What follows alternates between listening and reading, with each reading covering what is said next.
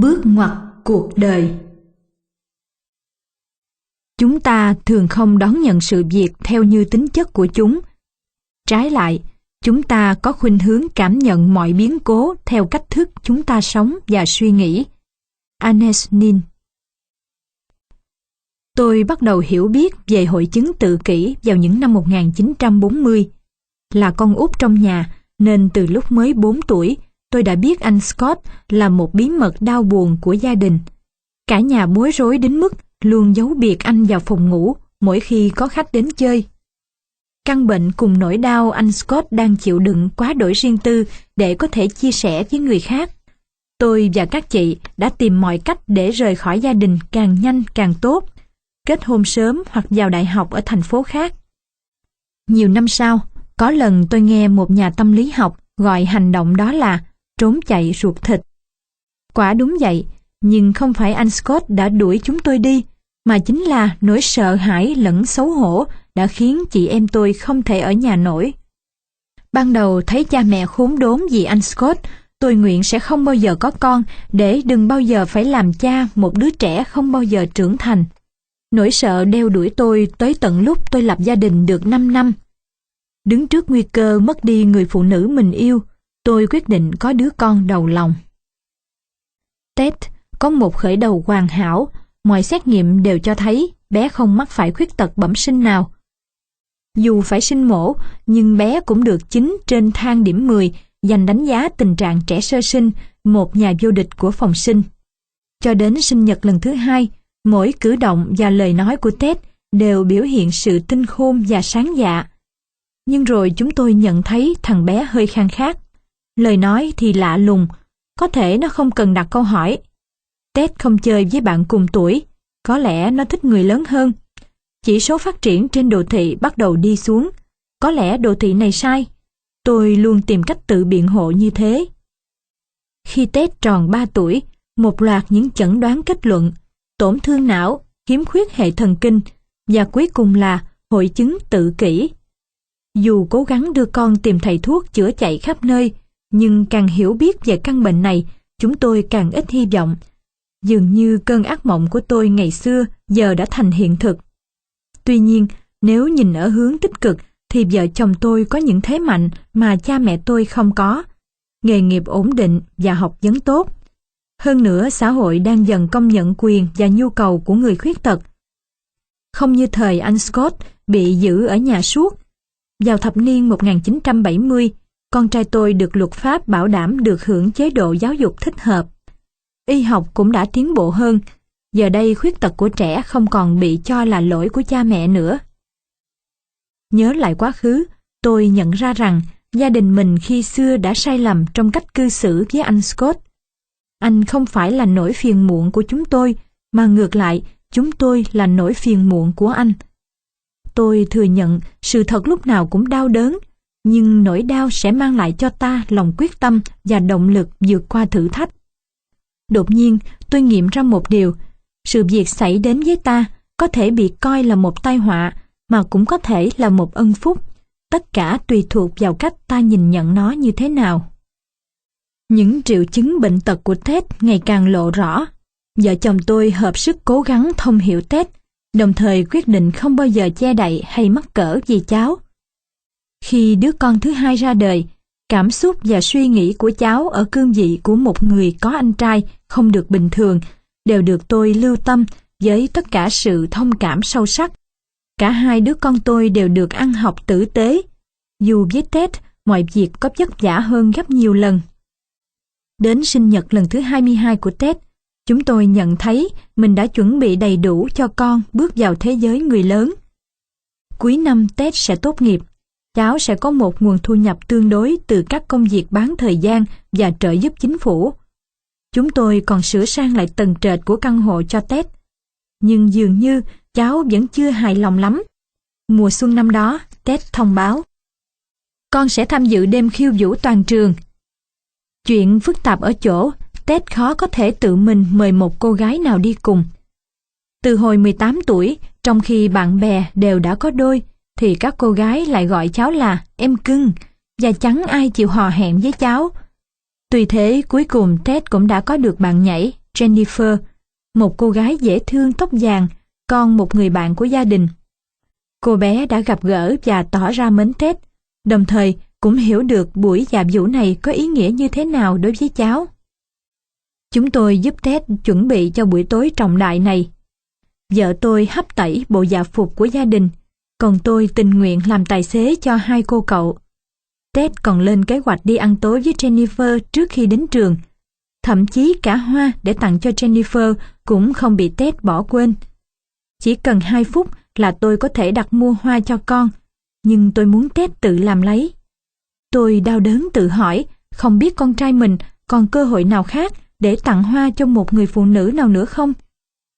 Trước khi đến cửa tiệm, chúng tôi đã tập đi tập lại cho Ted cách ăn nói với người bán hoa. Tôi đóng vai người bán hoa, mời Ted vào cửa hàng ảo của tôi. Sau đó chúng tôi bước sang tiệm bán hoa gần nhà. Thấy có người đến, cô bán hoa ngưng việc cắt tỉa và chú ý đến chúng tôi. Tôi nhìn Ted và chờ đợi con mình lên tiếng. Cả cửa hàng trở nên im ắng lạ thường. Toàn thân Ted cứng đờ, nhưng rồi khuôn mặt Ted chuyển động và lời nói tuôn ra. Tôi là Ted, tôi đến đây để thuê những bông hoa màu tía. Cô bán hoa có vẻ giật mình. Cô liếc nhìn tôi khi tôi bình tĩnh nhắc. Con hãy cố gắng nói lại lần nữa đi. Cháu hít thở thật sâu rồi nhíu mày. Tôi khuyến khích Ted bình tĩnh và nói thật chậm. Cuối cùng cháu cũng giải thích được. Một bó hoa hồng đỏ sẽ được giao vào chiều thứ Bảy theo ý Ted. Nhưng tôi đã không hề nghĩ đến phản ứng của cô gái bán hoa. Ông kiên nhẫn thật đấy. Người bán hoa trầm trồ thán phục tôi. Không, tôi chỉ muốn la lên, đó không phải là kiên nhẫn, mà là hiểu rõ vấn đề. Với chúng ta, mỗi khi nói hệ thần kinh truyền tín hiệu từ ngân hàng dữ liệu trong bộ nhớ đến trung ương thần kinh, rồi lại chuyển tín hiệu đến dây thanh quản và quay lại. Nhưng Ted phải dày công tập luyện những bước nhỏ này, vất vả lội ngược dòng để tìm đến những điều mà những người khác tự nhiên có. Cô bán hoa đã khâm phục nhầm người. Cô đâu biết rằng Ted đã phải vượt qua bao gian khổ, đắng cay và kiên trì như thế nào mới đạt được như thế. Tối thứ Bảy, sau khi đưa Ted và Jennifer đến trường, tôi gọi điện cho chị mình. Hai chị em cùng nhắc lại cuộc đời u ám của anh Scott lẫn những tiến bộ đáng kinh ngạc của Ted. Quá đỗi xúc động, chúng tôi bật khóc.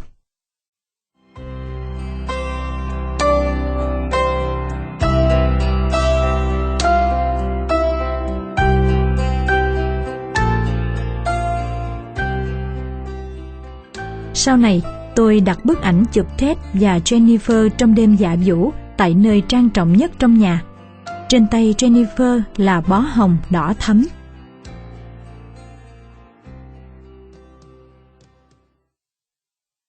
Tấm huy chương vàng. Có một lần vào mùa xuân năm 1995, tôi đã tới phát biểu tại một trường phổ thông trung học.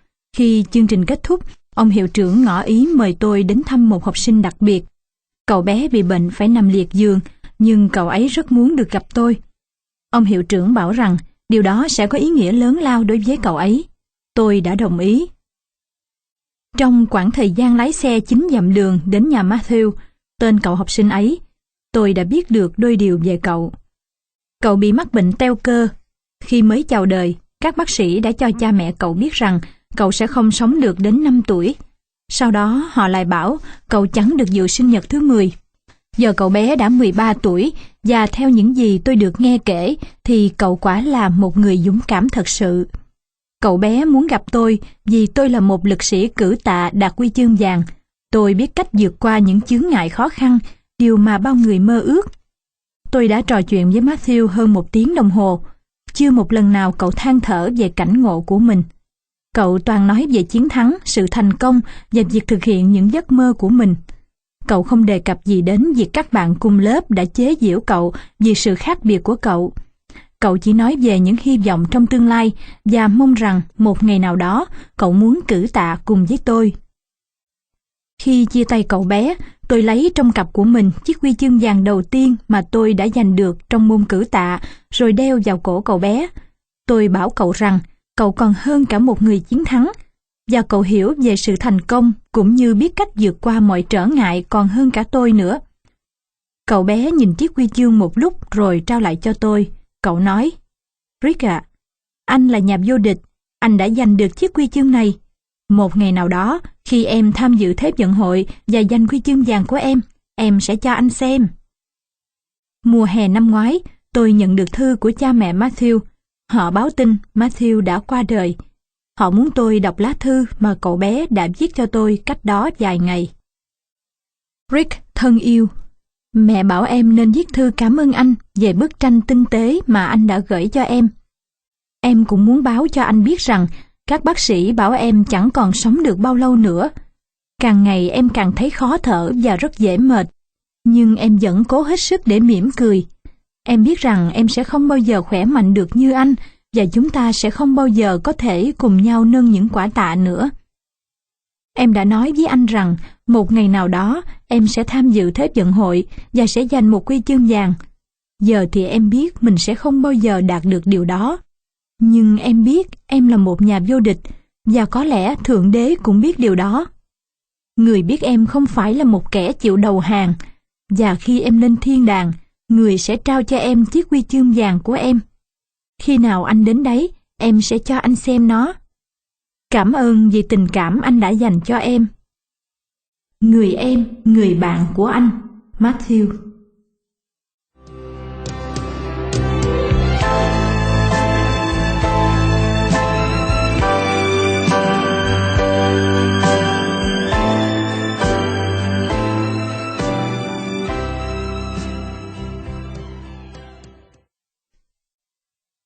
Tấm lòng cô giáo.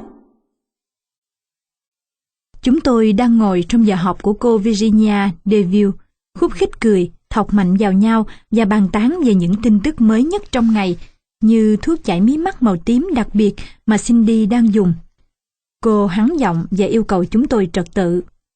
Bây giờ, cô vừa nói vừa mỉm cười, các em hãy suy nghĩ về nghề nghiệp trong tương lai của mình. Cả lớp dường như đồng loạt há hốc miệng vì ngạc nhiên. Nghề nghiệp của chúng tôi ư? Chúng tôi liếc nhìn nhau. Chúng tôi chỉ mới 13-14 tuổi. Cô giáo này thật là lẩn thẩn. Đó là điều mà khá nhiều đứa trong bọn chúng tôi nhận xét về cô DeVille. Người có mái tóc luôn búi lại và hàm răng trên nhô ra. Bề ngoài như thế khiến cô luôn là mục tiêu dễ dàng cho những tiếng cười khúc khích và những câu đùa ác nghiệt của lũ học trò. Cô cũng hay làm cho các học sinh bực bội vì những yêu cầu khắt khe của mình. Hầu hết chúng tôi đều xem nhẹ năng lực của cô. Phải, tất cả các em sẽ phải suy nghĩ về nghề nghiệp trong tương lai của mình. Cô hăng hái nói như thể đây là điều tuyệt nhất mà cô làm được cho học sinh của mình. Các em sẽ phải làm một đề tài nghiên cứu về nghề nghiệp trong tương lai của mình. Mỗi em sẽ phải phỏng vấn một ai đó làm trong lĩnh vực mà mình chọn rồi thuyết trình trước lớp. Hôm đó, tất cả chúng tôi đều tan học với sự lúng túng. Có ai mà biết mình muốn làm gì khi mới 13 tuổi chứ? Tuy nhiên tôi đã thu hẹp những lựa chọn của mình lại. Tôi thích nghệ thuật, ca hát và viết văn. Nhưng về nghệ thuật thì tôi rất tệ. Còn khi tôi hát, các chị của tôi hay hét lên, này, làm ơn ngậm miệng lại giùm đi. Lựa chọn duy nhất còn lại là viết văn. Mỗi ngày trong giờ học của mình, cô DeVille đều kiểm tra chúng tôi. Chúng tôi đã đi đâu? Các bạn nào đã chọn được nghề nghiệp cho mình? Cuối cùng, hầu hết chúng tôi đều đã chọn được một nghề nào đó. Tôi đã chọn nghề làm báo. Điều đó có nghĩa là tôi phải đi phỏng vấn một phóng viên báo chí bằng xương bằng thịt. Điều này làm tôi rất lo. Tôi ngồi xuống trước mặt người phóng viên mà tôi gặp, gần như không thể nói nổi lời nào. Ông ấy nhìn tôi rồi hỏi, cháu có mang theo cây viết nào không? Tôi lắc đầu. Còn giấy viết thì sao? Tôi lại lắc đầu. Cuối cùng, chắc ông ấy cũng nhận ra là tôi đang sợ hãi và đã cho tôi một lời khuyên hữu ích đầu tiên để có thể trở thành một nhà báo. Bác chưa bao giờ đi đến bất kỳ nơi nào mà không mang theo bút và giấy viết cả, bởi vì ta chẳng bao giờ biết mình đang rơi vào chỗ nào. Trong 90 phút tiếp đó, người phóng viên đứng tuổi đã kể cho tôi nghe toàn những câu chuyện về các vụ cướp, những trường hợp ăn chơi sa đọa và những vụ hỏa hoạn. Ông kể về một đám cháy bi thảm đã cướp đi sinh mạng của 4 người trong một gia đình nọ mà ông không thể nào quên. Ông bảo rằng ông vẫn có thể ngửi thấy mùi thịt của họ đang cháy. Vài ngày sau, tôi đã trình bày bài thuyết trình về nghề nghiệp của mình trước lớp, hoàn toàn bằng trí nhớ, một cách say sưa như bị thôi miên. Tôi nhận được điểm A cho toàn bộ công trình của mình. Khi năm học sắp kết thúc, một vài học sinh quá bất mãn đã quyết định trả thù cô Virginia DeVille vì công việc khó khăn mà cô đã bắt chúng tôi làm. Khi cô đi đến một góc hành lang nọ, chúng đã cố hết sức ấn mạnh một cái bánh vào mặt cô. Bề ngoài cô chỉ bị xây xát nhẹ, nhưng trong lòng thì cô thật sự bị tổn thương. Nhiều ngày sau đó cô đã không đến trường. Khi tôi nghe được chuyện ấy, ruột tôi như bị ai cắt. Tôi cảm thấy xấu hổ cho chính mình và những đứa bạn của tôi, những người không biết làm điều gì tốt hơn là lên án một người phụ nữ vì vẻ bề ngoài của cô ấy, thay vì thán phục những phương pháp giảng dạy thú vị của cô. Nhiều năm sau, tôi đã quên tất cả mọi chuyện về cô DeVille cũng như những nghề nghiệp chúng tôi đã lựa chọn. Tôi vào đại học và tìm kiếm một nghề nghiệp mới. Cha muốn tôi đi theo lĩnh vực kinh doanh và dường như đó là một lời khuyên đúng đắn vào lúc bấy giờ. Nhưng oái oăm thay, tôi chẳng có lấy một kỹ năng kinh doanh nào. Thế rồi tôi chợt nhớ đến cô Virginia DeVille cùng ước muốn làm phóng viên hồi 13 tuổi. Tôi gọi điện cho ba mẹ. Con sẽ đổi nghề, tôi thông báo. Một sự im lặng đáng sợ ở đầu dây điện thoại bên kia. Đổi sang nghề gì? Cuối cùng cha tôi cất tiếng. Nghề làm báo ạ. Tôi có thể đọc thấy sự không vui qua giọng nói của ba mẹ, nhưng họ không ngăn cản tôi. Họ chỉ nhắc nhở tôi rằng đây là một lĩnh vực đầy cạnh tranh và tôi đã muốn tránh nó như thế nào. Họ nói đúng. Tuy nhiên, nghề phóng viên báo chí đã đem lại cho tôi điều gì đó. Nó nằm trong máu thịt của tôi. Nó đem đến cho tôi sự tự do để đến được với tất cả những người lạ và hỏi họ về những điều đã xảy ra. Nó luyện cho tôi cách đặt câu hỏi và tìm được câu trả lời trong nghề nghiệp lẫn cuộc sống riêng tư của mình. Nó mang đến cho tôi sự tự tin. Trong 12 năm qua, nghề phóng viên cho tôi nhiều hài lòng và ngạc nhiên thú vị nhất. Tôi viết mọi chuyện từ những kẻ giết người đến những vụ rơi máy bay và sau cùng là viết theo sở trường của mình. Tôi thích viết về những giây phút bi thảm và mong manh trong cuộc sống con người, bởi lẽ tôi cảm thấy điều đó giúp họ trong một phương diện nào đó. Một ngày nọ, khi tôi nhấc điện thoại lên, một cơn sóng kỷ niệm chợt ùa về trong tôi. Tôi nhận ra rằng nếu không có sự ủng hộ của cô Virginia DeVille, tôi sẽ không có được vị trí hiện nay của mình. Có lẽ cô sẽ chẳng bao giờ biết được rằng nếu không có sự giúp đỡ của cô, tôi đã không trở thành một phóng viên và một nhà văn. Có thể tôi đang ngụp lặn trong thế giới kinh doanh ở một nơi nào đó, với những rủi ro to lớn bao vây lấy tôi mỗi ngày. Tôi tự hỏi, giờ đây có bao nhiêu học sinh khác đã từng học cô nhận thức được tầm quan trọng của bài tập nghiên cứu về nghề nghiệp đó. Người ta luôn hỏi tôi rằng, anh đã chọn nghề báo như thế nào? À, anh có biết không, có một cô giáo. Tôi luôn bắt đầu như thế và thầm cảm ơn cô DeVille. Tôi tin rằng những người đã học cô khi ngẫm nghĩ về những ngày còn đi học của mình sẽ có hình ảnh đã nhạt nhòa về người giáo viên độc thân. Cô Virginia DeVille rất riêng, rất khác biệt của họ. Có lẽ họ sẽ cảm ơn cô ấy trước khi quá trễ.